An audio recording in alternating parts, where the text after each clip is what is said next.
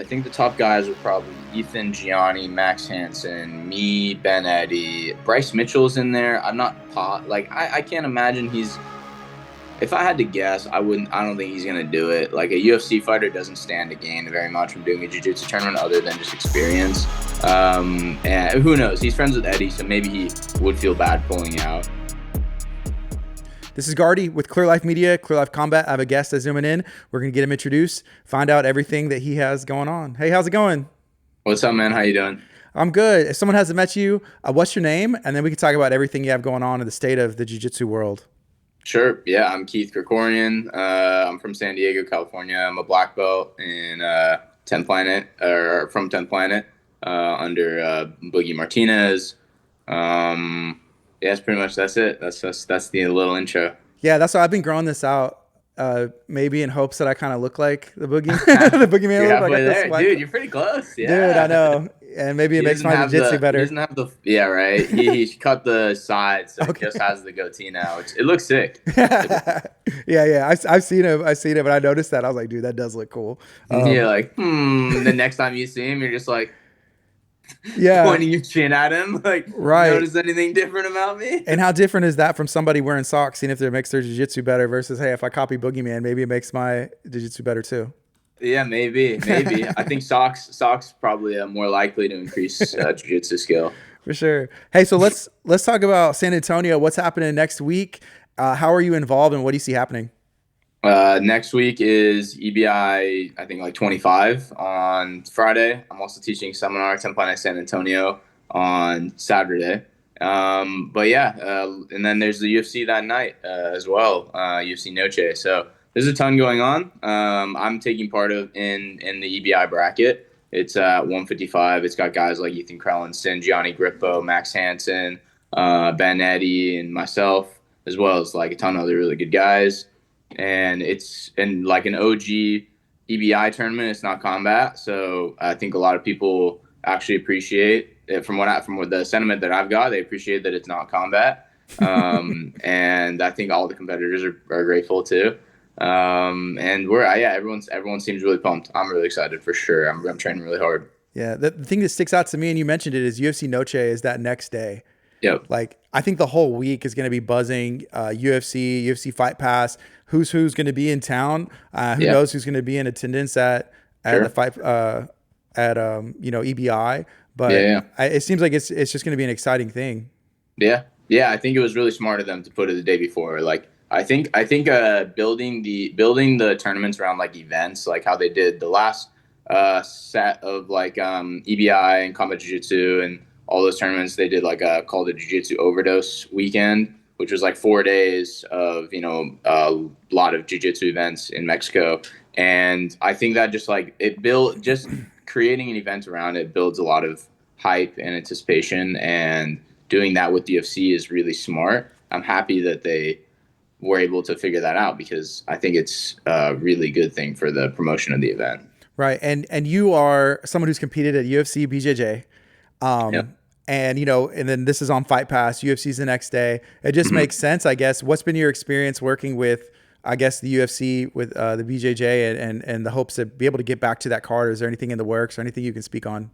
No, unfortunately. I guess I could say that they were looking at me as a potential opponent for Carlos for October 2nd, but the turnaround between EBI and October 2nd is pretty soon. I think there was an option for me to forego EBI and fight Carlos, but to me, like, I really wanted to do both. I know it wasn't possible. I really value EBI as a tournament that I looked up to a lot growing up and coming up in the game. And so I wanted to take a chance at doing that and at least have that experience rather than just, the single match on UFC BJJ. And it was like a toss up in my mind for sure.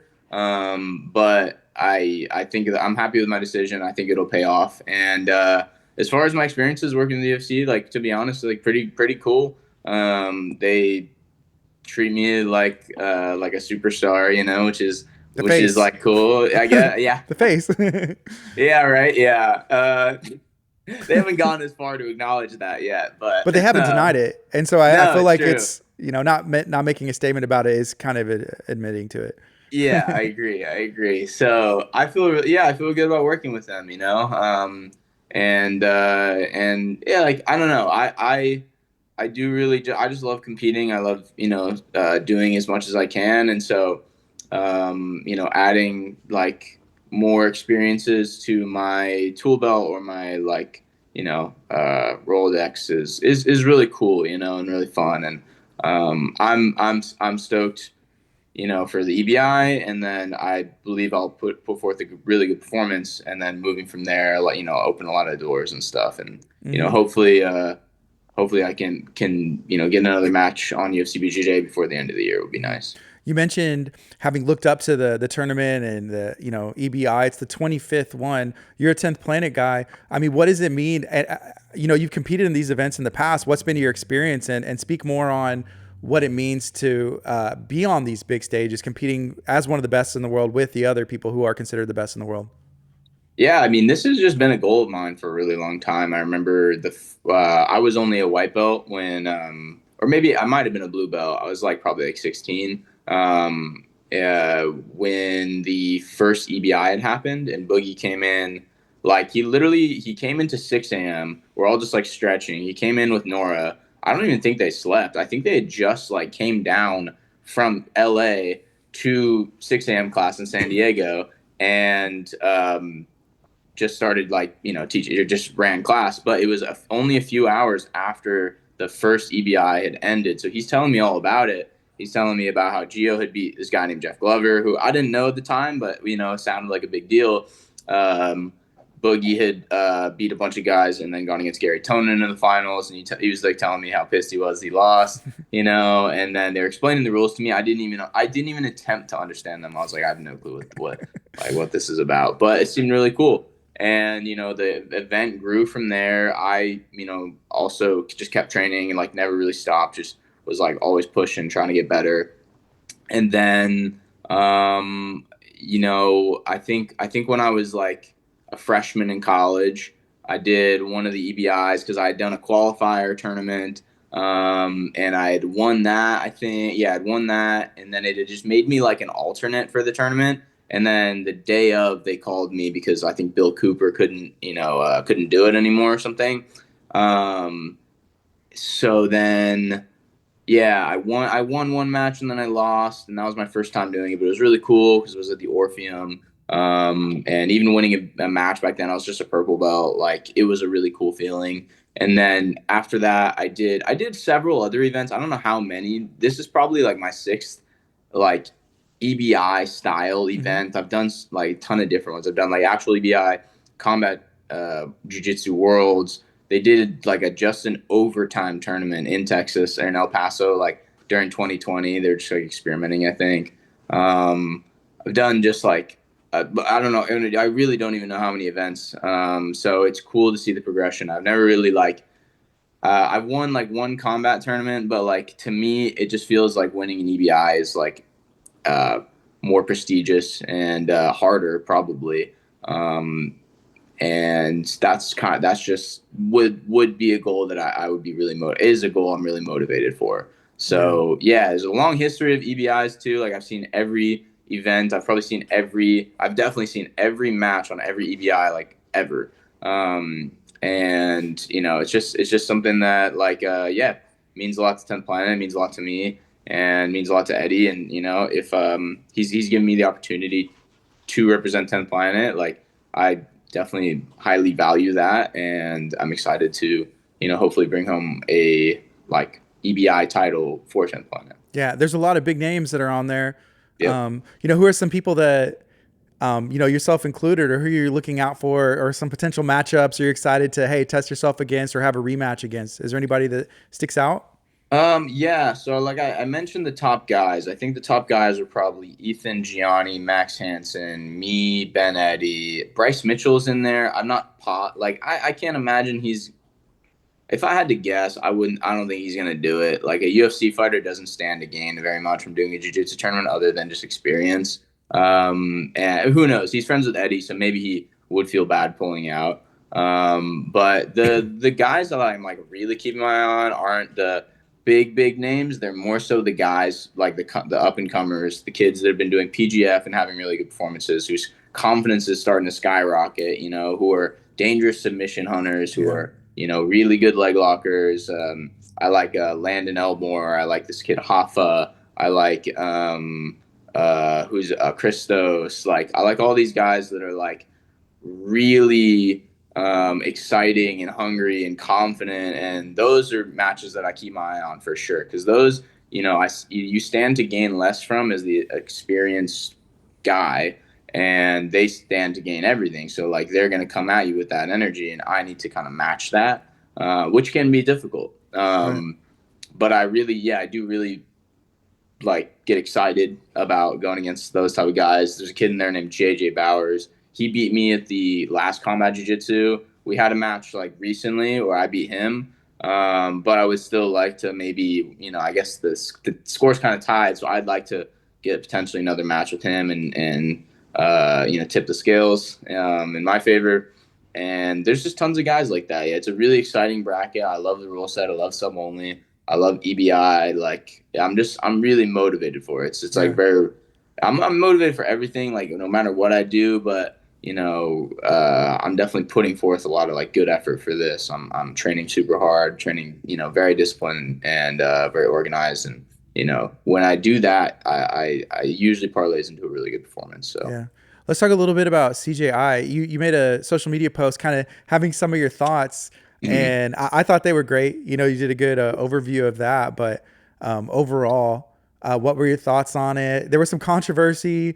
Yeah. I think it was good. Flow Grappling released, some of the like 2.8 million views in the day that it was up on YouTube, and then I think they put Yeah. it behind the paywall. But so that's a Yeah. ton of views on YouTube. But what was your thoughts Mhm. about it? Yeah, overall, really positive. I mean, I appreciated that they made a lot of adjustments from day one to day two. I thought that they could have used more stalling calls because there were plenty of matches where, like, so the first match that they called it was Mika and Hulk, which I agreed with. Only if you keep up that same pace of stalling calls for the rest of the event. If you don't, then it makes it look really bad. It makes it look kind of weird almost. And I feel like they could have used definitely a lot more of that. The cash bonuses for submissions like incentivized a lot more action, which was great. I thought that was a great move, but promotions can't usually do that. So like that was a total anomaly, and probably won't ever happen ever again. And I thought that was really really cool. So like I like the adjustments from day one to day two. I thought day two was like way more exciting. I appreciated day one, but it didn't seem like because all the team goal was just to win. It was just literally like just win the whole thing and you win $1 million. There's no incentive on submissions or actions. So I kind of understand them playing um, to that, you know, uh, rule set or like to just do that. But the cash bonuses really incentivized a lot more, which was great. I really appreciated the women's bracket. I thought that was really like extra exciting. Um, I disagreed with the scoring in Helena versus Adele. I don't see how you could give Adele the second round, but not the third round. When the second round she had like two, I thought really solid attacks from guard, and then the third round she had a really really significant armbar that I thought should have given her the round based on, I mean, Helena fell back on the foot quite a few times, but I don't think that falling back on an obvious foot lock should weigh as much as, setting up an armbar from guard. It's Mm-hmm. just inherently harder, especially as a smaller opponent. I also think you need to weigh that a little bit in your mind if you're a judge. I'm not saying that they should have. That's just what I think. I think they should, and I would, but I mean, I'm not saying that that's how everyone does do it. But yeah, so I thought those were exciting. Sarah Galvao was a huge surprise. I put up that post, and I limited it to 5 surprises because I don't want to just go on forever. But there were so many more. Like, I mean, I thought that even like even I don't know if I mentioned Kenta Iwamoto in my post, but he really impressed me. The first round matchup or match like a team matchup between like North America, which is on paper kind of the weaker team, versus New Wave rather, which is like one of the strongest teams, was like shockingly competitive. I thought there was a lot more to like about the event or to appreciate about the event.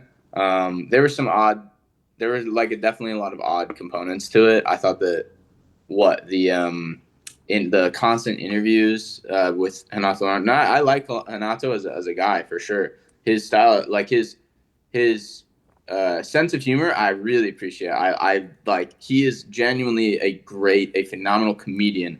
His delivery is maybe not the most like gonna be the most widely appreciated, and like comedy's so subjective, not everyone will appreciate if no matter how funny you are, but like at a certain point, we should maybe think about how we're gonna widely appeal to a casual audience, which is what this event was for. Um, I would say the other kind of weird thing was, well, I don't know. I really appreciate Craig, and I love Craig. The like shtick with like snorting blow and like taking shots and stuff. Like I think it's really cool. Like cool in quotations. It's like it's like a party and it's Yeah. sick, but it's also like maybe that's not the image we want to project as much. And I don't think people read into it as much as I am, but generally like I try to stay away from glorifying drugs and alcohol. Um, and that not that I'm like some saint or anything, but like I said, glorifying it maybe is not um the just appropriate for what we're trying to accomplish. But it's his Yeah. event. He can. That's honestly my only real complaint. Everything else like I thought was great. And Yeah. I have no problem with any of his decisions to format the event the way he did. I know people had a problem with the quintet format. I had no problem with that. The bonuses, like people were bitching. Mainly like Gordon Ryan was bitching about each member of the team not winning $1 million, but that would obviously also like triple the budget from what it even was last year. So like it. I just appreciated like pretty much every decision he made, and if other people didn't, that's fine. But I thought that it was a really good step forward for the sport. If we can capitalize on this momentum, great. It seems like there's been a lot of controversy and negativity following the event, which is not good. But there's also, like you said, flow posting about the amount of views. Like that's positive feedback. There is a lot of positive feedback from the event, so hopefully we can keep this going. I would Yeah. like to see more events. I've yet to take part in a CGI, so I would like to see a CGI 3 so that I at least have a chance at competing in the next one. Yeah. One of the things that you mentioned was Dorian Oliveras, Oh and yeah, not realizing. Houston boy. Yeah, he's from Houston. We see Mm-hmm. him like sometimes we'll go to gyms and he's there. Dude's always training. And we've known about Dorian for at least he's been on my radar for some years. But I mean, he's still Yeah. really young, and I think that was a good eye opening thing for everybody. Last time. I mean, I saw him at Brown Belt Worlds. He subbed everybody, and I know that's Brown Belt. It's a different level. No, no, no. It's still high level. Right, right, right. So, I guess speak on him and what did you think about that match with him and Uh, Ethan? And then was it scored correctly? I know you're not an official judge, but just on a jiu-jitsu perspective.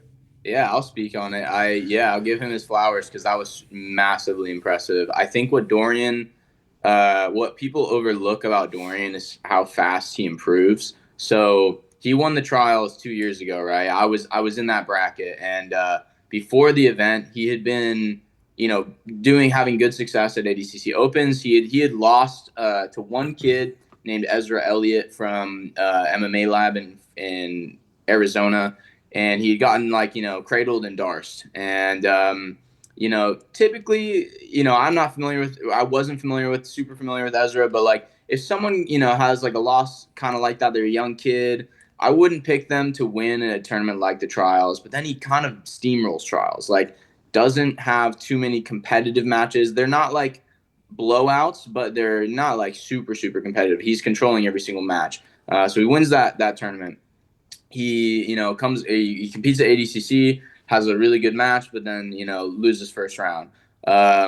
competes not even just like a few months later at Nogi Worlds and submits everyone. Then he competes at the CGI and dominates two larger opponents, dominates Ethan, who we'd had a kind of like a more competitive match with at trials. Like, uh, people lob these like kind of we could lob these criticisms at him, like he's not submitting guys. Oh, he's not.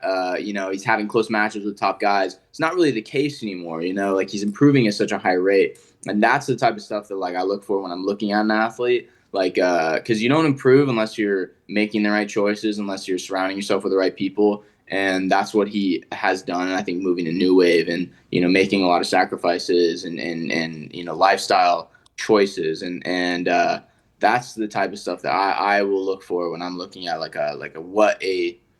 what makes a phenomenal athlete, and I think I think he's the real deal. It's unfortunate because he's in my weight class.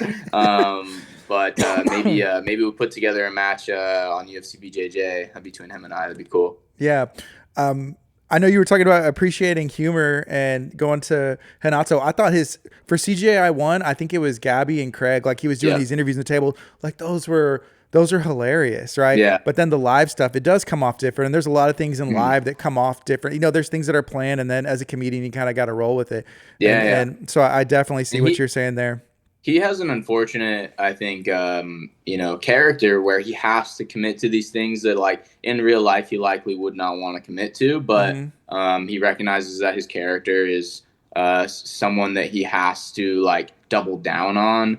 Where like most comedians maybe don't have to; they can bail on a joke pretty quick. Yeah. Shane Gillis is kind of the king of like bailing on a joke. Like he, oh, sorry, did I cut out? You're Oh there. no, sorry, yeah, but no, like I said, like he's known to like kind of like go down with the sinking ship and like rather than like Hanato, or I guess Renato is more one who would go down with the sinking ship and Gillis will just jump off, Yeah. and I think that like most people like maybe don't understand how hard it is to commit to jokes and comedy and creating maybe a controversial character is part of like what he's attempting to do. So I think people would maybe appreciate it more if they like saw what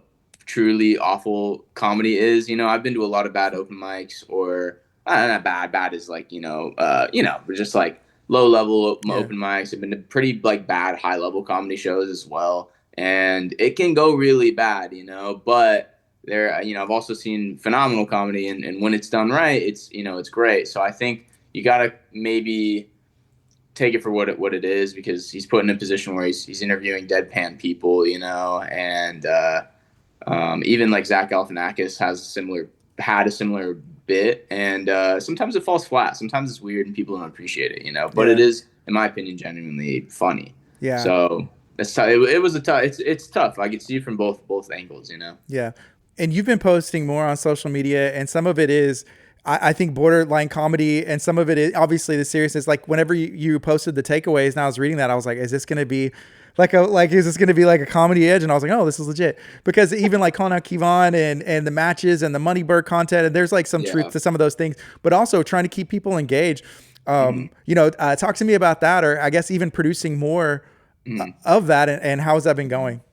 Yeah. So yeah, my goal for this year, especially after the UFC BJJ show, and talking to a lot of the guys and seeing how social media has opened doors for them, and some of the guys on there just got the opportunity through social media, and that was a big eye opener for me. I was never really into exposing my personality to people that I just don't care about. I don't know. I don't give a shit about. Like I genuinely could care less about the internet or about other people's opinions, outside of like people that I genuinely care about. But I also start to recognize that this is a business. This is my business. This is my brand. Part of growing my brand is exposing my personality to everyone, to a wide audience. And I think that I'm like I'm a pretty funny and likable guy if you get to know me, but if you don't, I seem like kind of a shy, like maybe standoffish person.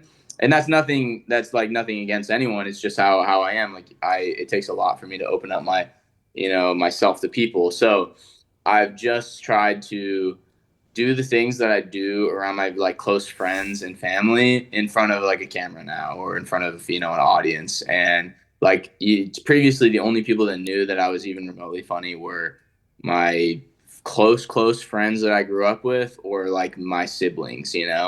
Everyone else probably would assume that, like I said, I'm just some shy kind of like workhorse jujitsu guy, which is also part of my personality as well. But a large part of it is like I think I'm like genuinely really funny, and I think I Yeah. have like a flavor that not many people in jiu-jitsu are like exposed to or even understand, which is fine. But yeah, so like I said, uh, creating content is now like a concerted effort of mine, and I'm trying to pull aspects of my personality that I think people would like, and a lot of it is like the comedy stuff, the skit comedy, or just like, observational comedy. And then the other part of it that I think can provide a lot of value from is my competition experience, my life experience, my, struggles with mental health over the years. I've never been shy about that. And I think that like just speaking on those things can, help a lot of people, or at least provide value to people. And then, maybe even just like, educational things, and, things that I care about, which is, helping people get better at jiu-jitsu, helping people live a better life, helping people find a passion and live with passion. All those things are really important to me. And if I can kind of get close to doing that through social media, then I'm pretty happy. Yeah. It's not always easy to open up and show that side of yourself because it's not Sure. something that's normal. And sometimes you post, or this is at least for me, even from Clear Life, posting something and it's like, are people going to like, what's the feedback Yeah. going to be? Yeah. And I guess, what has the feedback been for you, or what's it been like overcoming that? Cause like, hey, I'm building my brand. I got to open this up, and opportunities are coming and will come. Thank you. Yeah. No, and I know how you feel. Like, I would feel really bad every time I'd post something, because I'm like, wow, I'm exposing myself to people when like it's not really something I want to do or care about. But I mean, there were times where I would have to post about something, right? Or just in general, I felt the need to, and I would feel bad about it, and I would feel, and I like, the reception would mostly be positive. I don't think I ever like have gotten bad reception from, my content, but I maybe just like am self-conscious about it, or even just guilty because I'm like feeding this machine that I have no interest in taking a part in. I just like the internet can sometimes be a bit of an ugly place, and Yeah. I would actively try to avoid it as best I could, but I think that instead of just avoiding it, I can contribute positively to it. And so since I have, I mean, my goal literally for the rest of the year is I post every single day, and, not just bullshit, like post good quality content that I think will provide value every single day, and see what effect that has. And like, I've only been doing it for about a month now, or two, like, I've only been posting every single day for like a month now. I've been posting a little more consistently for the past 3 months. And since doing that, it's been overwhelmingly positive. Like, a lot of people tell me in person they really enjoy the social media content. They want me to keep that up. They reference funny reels or posts that resonated with them. I did one, I think, about advice for young grapplers, and I had a mom come up to me and say that her husband read the post out loud to her daughter who was competing in jiu-jitsu, and stuff like that is like really like valuable to me, and I think to other people. And so hopefully it only opens doors for myself and for a lot of people that like maybe need a voice of wisdom or whatever. I'm not saying I'm super wise or anything, but I have tons of experience. I've made so many mistakes, and I could maybe help people not make those same mistakes if I speak on them, and that would be a great goal of mine. That's always been a Yeah. goal for when I open a gym and start coaching, but I can streamline that now, even before having a gym and stuff, by putting it out on the internet. Yeah, and I guess that's a goal, like opening your own gym. Oh yeah. What kind of timeline, ideally, and then is there anything else in your career that, you know, I mean, you're successful, and success. I think there's different, like it's Yeah. subjective, right? And so, Yeah. hey, I'm happy, I'm making a living, like all these things, but like, in an ideal world, where would you like to see your career, end? And at the end of the day, what does success look like for you? Yeah, success to me looks like just overall happiness, which is like something that I've been like pretty proud to achieve over the past like truly like only year and a half, 2 years. I struggled deeply with depression, loneliness, feelings of like guilt or shame, or so many things that were holding me back and stopping me from moving forward in my life, stopping me from just being happy every day. And I reached a point of acceptance and gratitude at some point, like I said, over the past year and a half or 2 years. And it really did change my life, combined with many other lifestyle changes.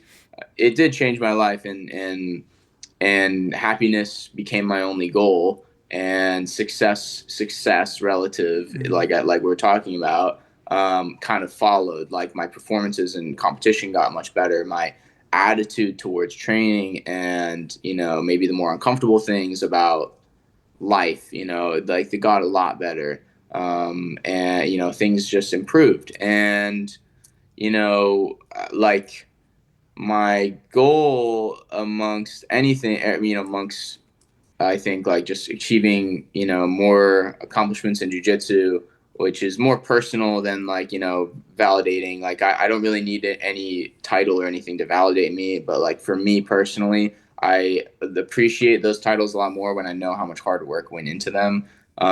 So there's a few more goals like that. And then, the gym will be a way for me to help other people like experience what it's like to live with passion and discipline, and I think like maybe I don't want to call myself humble, but like humility, and Mm-hmm. like jujitsu can provide so many things for so many people. My goal is to just show people that and provide them a few basic skills that will help them in life, and like I said, lead to hopefully like some degree of happiness, Right. and that's my goal. The timeline, I'm unsure. I should probably like do it now. I could get like, I have plenty of people who would, I'm sure be happy to invest. I could probably find some location, but it's like I have so many irons in the fire right now. I would like to give my full attention to a gym. I wouldn't like to like do it while I'm doing, I'm traveling like every other weekend. I have, family obligations, obligations with to training and to competition, and I'm still really passionate about doing that. It's hard for me to commit to a gym, like I said, when I'm, doing so much else.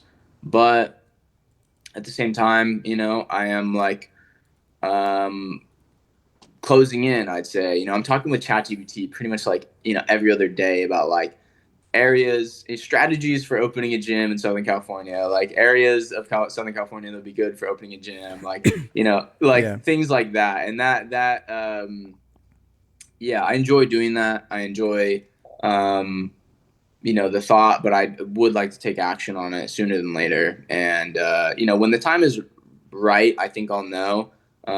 It's not that I couldn't do it now. It's Mm-hmm. just that maybe there is a better time for me to, step into that. And until then, just keep exposing myself to the community, like, exposing myself is a weird way of phrasing that, but, you know, keep showing my personality to the community, keep putting myself out there, and I think trying to reach as many people as I can, because I feel like that's the only way I can really help as many people as I want to help. Yeah. Talking to John Satava, Peak Jiu Yeah, Jitsu, he has a yeah, school in New York and a school over here, and there was multiple reasons, but for him, he was like, "Hey, I want to open another school," and there was, "I want to be near the water." He kind of made those lists of like yeah, your dream thing, and then looking at there was multiple places in the country that could qualify because he likes fishing and going out on the boat and just that yeah. kind of thing. So I think it's good, like you had said. Well, first of all, you're competing at the highest level. Hey, and all your attention, focus on that, but then have those things. And dude, it's so crazy what AI can do and like help you even like classify your thoughts, like you said. I think that's very smart. But for you, ideally, is in Southern California still. Yeah, I mean that's where that's I've left many times. Like I've moved across the country, up and down the East Coast. I moved to Europe for like over a year. Nothing really like feels like home. Right. Nothing. I like everywhere that I go, but it's like uh, I just it's hard. You can take the boy out of I don't know, Kansas or whatever. You can, I don't know, but you can take the boy out of Houston.